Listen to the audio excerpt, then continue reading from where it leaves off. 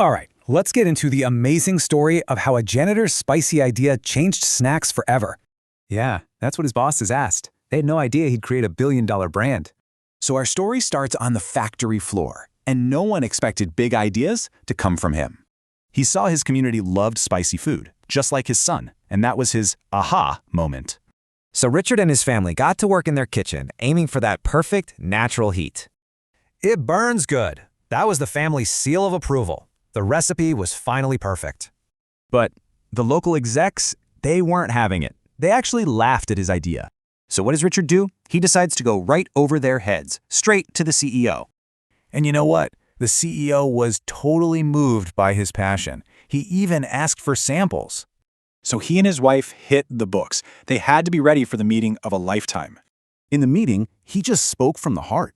And it worked. The CEO okayed it right there. So Flaming Hot Cheetos launched and kind of flopped. They just weren't selling at all. Sales were terrible. The manager decided to just shut down production. Richard was crushed. It really looked like his dream was over before it even started. But then, Richard had a thought. Maybe the product wasn't the problem. Maybe it was the marketing.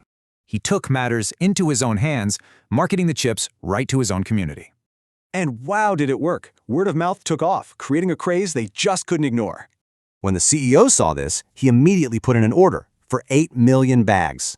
Suddenly, that factory was roaring back to life. They were running 24/7 just to keep up.